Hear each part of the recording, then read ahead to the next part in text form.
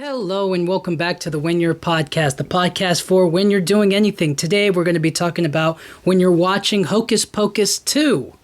Hocus Pocus 2 is directed by Anne Fletcher. It is a fantasy horror comedy movie on Disney Plus. Definitely go check it out. The movie stars Bette Midler, Sarah Jessica Parker, Kathy Najimy, Doug Jones, Whitney Peak, Belissa Escobedo, Lilia Buckingham, Sam Richardson, and Tony Hale. I want to start off by saying spoilers. I want to start off by saying spoilers for Hocus Pocus 1, the first one, and Hocus Pocus 2. I want to say for Hocus Pocus 2, it was a lot better than I thought it was. I mean, it's still not top tier, I guess. I guess it's fun. It's fun. It's a good movie. It's a cute little Disney movie. It gave me like kind of old Disney Channel vibes. So I got to put this on. I am again wearing the Winnie the Pooh onesie, just in case for my audio listeners who thought I wasn't wearing it again. I am wearing it again. I'm wearing it all spooky season long. This is my costume, getting the most out of it, you know. So, I want to talk about the first Hocus Pocus movie, very briefly, very shortly. After kind of like rewatching it, I thought it really is a good 90s movie, just in general. I thought that it had some good moments of humor. I thought that it was kind of, it was bad in a good way, you know what I mean? Like, it was in the 90s, so it's like, oh, yeah, of course this movie's not the best, but the characters are fun, they're interesting, there's some history there. They do it in a wonder-filled way that kind of moves on to the second movie. And what I liked about the first movie more than I liked the second movie was obviously all the introductions, and kind of the more magical side of things. I mean, there's a talking cat, there's possessions, there's zombies coming back to life. I mean, that happens in the second movie as well, but there's kind of a little bit more, they're not as goofy, I think, as the first one. Whereas in the first one, there's like the talking cat, and it's actually the boy, and his sister dies, and he gets turned into a cat, and he stays alive, and he goes through all this whole thing. And what I think is an improvement since the first one is that there's not just a bunch of like, oh my God, they're not doing anything. Like, I feel like throughout this movie, they're doing something. It's not just them standing around and then the sister gets kidnapped and then you're like, oh my gosh, how did she get kidnapped? It's like, because you took your eyes off of her. You weren't protecting her. You were trying to get laid so you wouldn't be a virgin anymore. That's what the whole first movie is about. This kid wants to get laid by this girl, but he can't get laid because he has to remain this virgin. So that's what the first movie is really all about. If you could dive deep into it, it could be about witches coming back to life and trying to, eat children to survive and stay youthful. But it's really about this kid who wants to get laid. That's what the whole movie is about. And I bet you he did get laid later on. You know what I mean? They don't show it in the movie, but during the credits, you can kind of imagine what happens. But anyways, I liked the first movie, and I thought that the second movie did a real good job of continuing it without it being a little too overdone or too much of like a throwback to the first one. Because what I liked about the second one is that none of the original cast is in it. Not that the original cast is all old and they suck, but it's just like, it makes sense, to just move past them, so that way they don't have to continuously like, they have the thing where it's like they always come back, the old generation and then the new generation, they come together. But it wasn't like that this time around. It was still the old generation and the new generation, but it was more witches versus witches, girls versus girls. There was kind of like this femininity to it about the second one that I really liked, and it put a good focus on it. So, since there, I really think that the first Hocus Pocus movie, because it was done so long ago, 29 years ago, it fit into the time that it was made, and it continues pretty great into the second one. So let's talk about the main stars of this movie, the Sanderson sisters. They look just as good as they did in the first one. I like, you would expect that, or, you would expect maybe they're a little bit slow or they're not as good as they were before. But I think those women bring their A game. They continue. It's like it happened like 2 years or a year later. Like the following year, they just reprised the role. I thought they did an amazing job. Particularly Bette Midler. She really carries the movie. She carries the first one as well. She's the main antagonist. But I feel like in the second one, you got a little bit more of her backstory, how she feels, what she's about, especially with her as a kid, how she feels about Crump, I think it's his name. I forget, but essentially the townsman of the town of Salem at the time is like, he doesn't like the Sanderson sisters for whatever reason. Imagine having beef with little girls in like old times, but I guess they're witches, so it's, against Salem, it's not for them.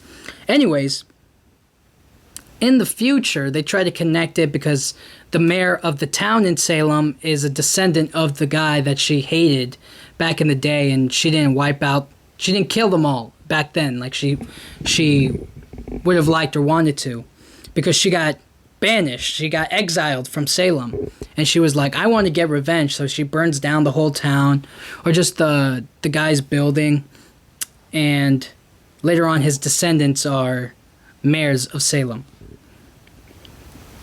And Bette Midler as Winifred really delivers some good moments. I thought that the ending of how she like goes away, or like her want for power, right? Because the last time she wasn't strong enough, or she couldn't do it all by herself.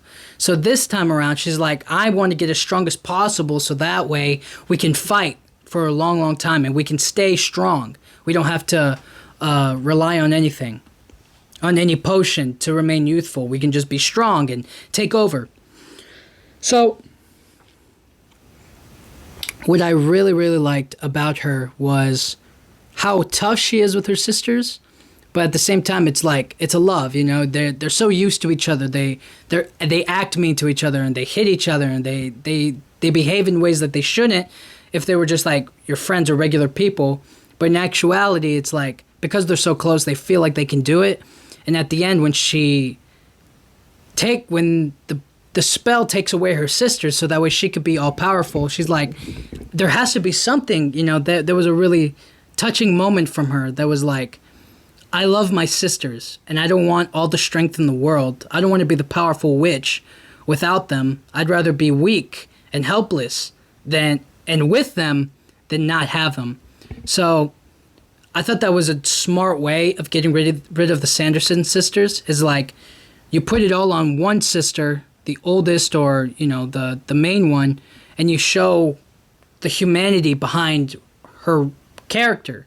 Why she does things for herself, but she really loves her sisters. They're family, they're connected, they're bonded, and she doesn't want to live without them. So when she gives into the spell, she's like, I want to be as strong as possible. I don't care what it takes. She doesn't really mean that, because then when it takes her sisters, she'd rather die with them than live without them. And I thought that was very powerful for her. I thought that was a good way to take away her character. And it was a good way to end the Sanderson sisters' reign in Salem. They're gone for good, supposedly, hopefully, And I really, really liked that. I thought that was a smart way of getting rid of them. If there was like, they just go away again, then it just feels like, the sun comes out, then they blow up or break away. They could just come back again. We don't want that. We want them to have a good send-off. It's been a long time. Who knows how long until the next one, or if they even do a Hocus Pocus 3, which I think they will, because the way they ended this one felt really good. So I feel like the Sanderson sisters had some great comedic moments. I thought that they had really fun, the good characterization from all the women who played these roles, continued on, and I really, really liked Bette Midler. She really stole the show for me. She did an amazing job with this role, and it's cool to see her revisit it and to get the chance to do something new with it in a new time and be fun. It really felt fun to watch her on screen and be over the top and crazy and be mean to his sisters. It felt good to see that, especially coming off of the first one. You feel like maybe she's a step too slow, but she was right on point and she stuck to the character. I really like that. But now let's get on to the new girls, the new protagonists. For the life of me, I cannot remember their names. You know, it's terrible. But the new girls, I felt they did really, really good for what they were given. I don't think that there was any moment where I was like, these girls are dumb, or they suck, or they're bad, or they don't know what to do. The whole time I'm like, watching them, they're always devising, they're using their wits, they're using how smart they are, what they know about magic, how they feel to their advantage. You know, it's never about, oh, let's just sit around and do nothing, like in the first one where they just kind of sit at home and then they open the book and then they're being idiots and they summon the sisters to them and then his sister gets kidnapped and all this stuff. No, the whole time it's like, what do I have to do to benefit myself every single time? How can I stop the Sanderson sisters every single time? So I thought that they were really smart. I thought that the characters were in a good place, or like there was good conflict between them. There's a reason why they don't like each other throughout the movie, you know? All because of some boy, some idiot. This kid, I'm sorry to this actor, man. This actor, I mean, he does good, you know? I don't like him. And I think that's the point. We don't have to like him, but it was just like the Disney Channel, like, bully, jock guy, boy that the girl likes, and you're like, why do you like this dude? He sucks. He's not even smart. He doesn't do anything the whole movie. He's just there to make all the other ones feel bad. And he doesn't even know he's making them feel bad about themselves. So you understand the separation between them and why they're split throughout most of the movie, or at least for the first half. And then when they come together, everything kind of falls into place and it works and it makes sense and it's really, really good. The main girl, I thought she did really good. I thought the focus on her was really smart to make her like the full young witch, because it's her birthday on Halloween, which was another nice touch.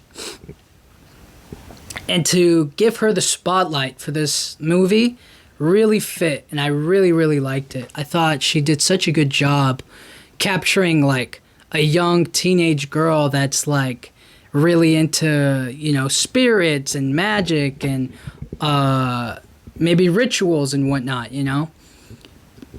And the side friend, the girl who's with her the whole time, Belissa, the actress, Belissa, she also does really well. I find her being really, really smart. Like, she's a good side character. She really comes in and she's really her own, you know, she comes into her own. She's also coming up with ideas. It's not just the one girl who's really smart and then the girl on the side like makes that little funny comment like, oh boy, you know, here we go again. What are we gonna do? Wham, wham, wham. You know what I mean? It was more of like the main girl tries to do one thing, she fails, and the second girl is like, hey, let's do this. Let's use these leaves to get rid of the curse on us, you know? And I thought that just the way that they used the characters, and all of them were efficient and useful. I didn't feel like any of them were really wasted or not needed. Even the zombie was, obviously was needed. His head, he needed to get his head decapitated. I felt like the guy at the magic shop, who owned the magic shop, like, I liked how he fit into it, whereas like kind of from the past, from back then in the 90s to now, of like, I saw you guys that night and now I want to like try to bring you guys back for my magic shop or for whatever reason, just because I want to. But, you know, he's obviously an idiot. He doesn't do anything. He has to collect it for the girls. Otherwise, he's going to be cursed or dead or something, whatever. And I really didn't like him. I was like, you tricked these girls into summoning the Sanderson sisters just so you could what? Like, he had no plan. Like, he was just like, I want to meet them and I want to, hang out with them. But in actuality, they're going to kill people and they're going to sacrifice these girls. And you're just like, what an idiot. Like, what was he thinking? But, I mean, it moves, that's what gets the Sanderson sisters there. So, shout out to that guy, I guess. He gave us a Hocus Pocus 2, sort of. Yeah, I don't think there was any character that was really wasted. The only character I can think of is that jock guy. I mean, what in the world? I mean, that actor, he does such a good job of being an idiot, just being a talentless guy, just nothing, good for him. He really plays into the Disney trope, but it was just like, oh boy. You could tell that on set he was just like, oh man, I just got to go on set and be an idiot, And I think he captured that very well. And another thing that I like was going back to the guy looking back on that night that they first came there in the first Hocus Pocus movie, and he followed them all to the cemetery. I thought that was really smart, how they connected it without the original cast, or like the cat or anything, or any past stuff before. It was like one kid from back then saw them, and he was like, I'm going to follow them, and he followed them all the way to the graveyard, and yada, yada, yada. And that's when you realize the 29-year difference. It's not just like the next year or the following whatever. It was just like a certain amount of time happened, and now they're back. People have grown up. Everybody's different. The world has changed so much since the 90s. Advancements in technology, in our streets, cars, all this stuff, things that they're not aware of. And I really like the Walmart scene where they like the children's souls are in the lotion and they're like, lotion, it's like potion but with an L. It's like, I thought that was really funny. I thought it was really cool. And because of the 29-year difference, you see a big up in quality of the visual effects. You really, really love the visual effects in this movie. Like when Winifred first blasts the green lightning into the lights in Walgreens, you're like, oh yeah, that looks good. That doesn't look, how in like the first movie it was just like, it had that old-timey feel to it where it was just like, it felt like, it's the difference between the 70s Star Wars and the today's Star Wars. You really feel the difference in the visual effects quality. And I like that for this movie, especially because it is magic. And it has to be visual effects driven. It has to increase, because it was such a long time ago, increase the quality. And I really liked it. Also, with the 29-year difference, it makes sense to, just put new characters in there. It doesn't make any real sense to go with the original cast. What are they going to do? What's become of them? What's happening with, nobody cares about them. Let's make it new. And I like that. With the 29-year difference as well, you would hope that maybe the people, because everybody's aware of the Sanderson sisters, but I didn't see anybody like really, like during the concert scene, like nobody had their phone out recording. Like, what's going on? Or maybe they did and I just didn't realize it. They were just all kind of like standing there without their phone or like doing a TikTok dance or, I found the lack of social media or the like video recording very, it didn't really feel like they were grasping what today would really be like if the sisters came back. But they did do a selfie in the Walgreens and they like it. They were like, ooh, they were like, I look pretty, I look youthful, I look good.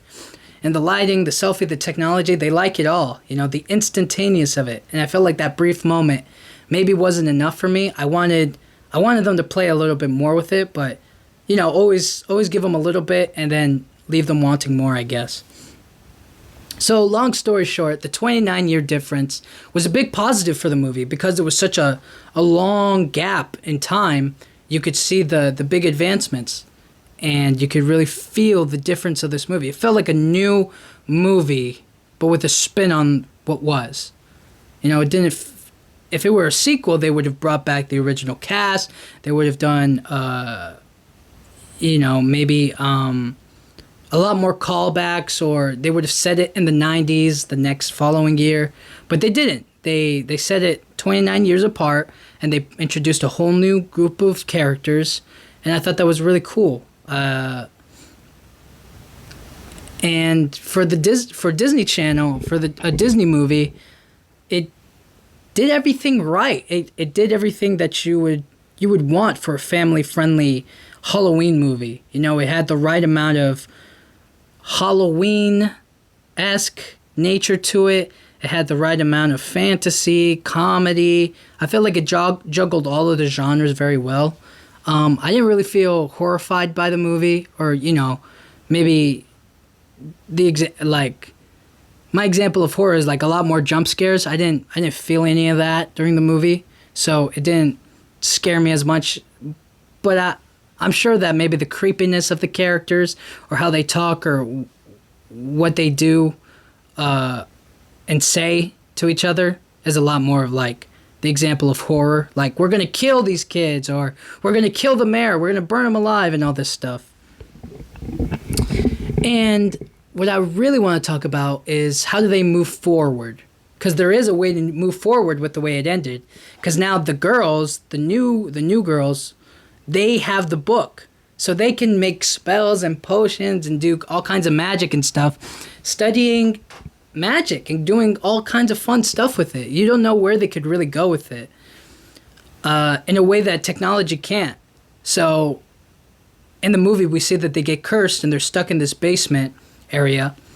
And because they're stuck in the basement area, you're kind of like, oh, they could just call their best friend to get them out, or to warn them, or to tell them something, right? No.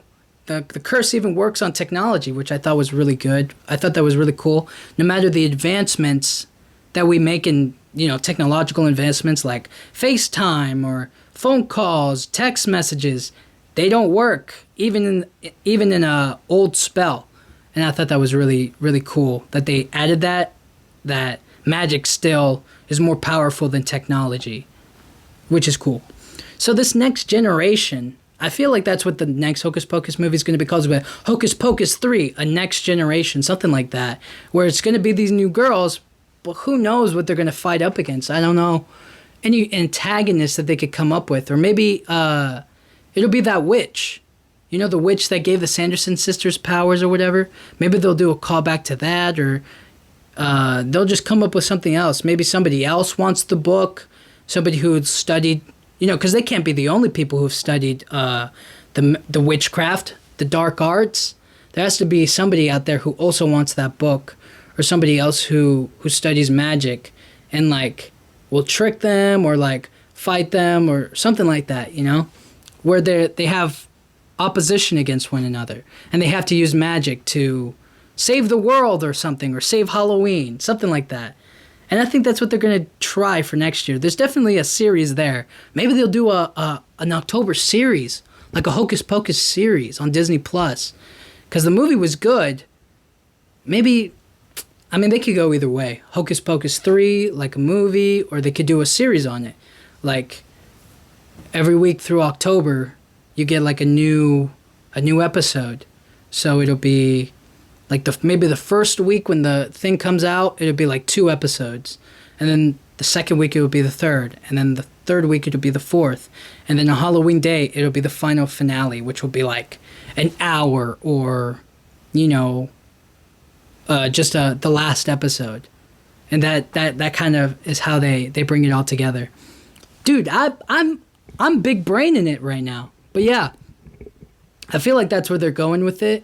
And I'd watch it. I don't think this movie was bad at all. I think it fit for the genre.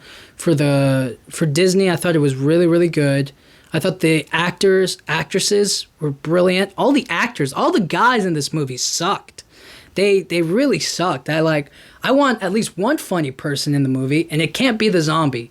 The zombie was just like, his head was coming off, and he was talking about how he needs to sleep, and he only kissed the sister one time, and it's just like, that's not funny to me. It's just like, you're just rehashing what we already know. Have you already seen the first one, which I definitely recommend. So, hopefully they grow their male characters, or they introduce like maybe warlocks or wizards or something, I don't know. Vampires, werewolves. There's all kinds of things that they could do with this. So I look forward to it. I think there needs to be like a Halloween horror franchise that is for kids, or, you know, can definitely be for this generation. Something like that. I can't really think. I mean, there's the Paranormal Activity. People still, is Twilight Halloween? I mean, I guess it's like vampires, so it's Halloween-ish. Yeah, it's Halloween. It's Halloween.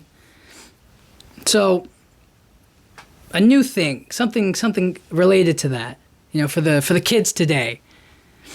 So, all in all, Hocus Pocus 2 was a really good sequel, a good movie. Watch it on Disney Plus. I think they do a great job of nostalgia and also new characters, and giving the Sanderson sisters a proper farewell, a goodbye, once and for all. And yeah, I really like the movie. I can't say it was like awful. It had some bad parts, it had some good parts, and I feel like the good parts were a lot better. So anyways, guys, thank you guys so much for listening, for watching on my YouTube channel. This has been the Win Your Podcast. Thank you guys so much for watching. I'll see you guys all next time.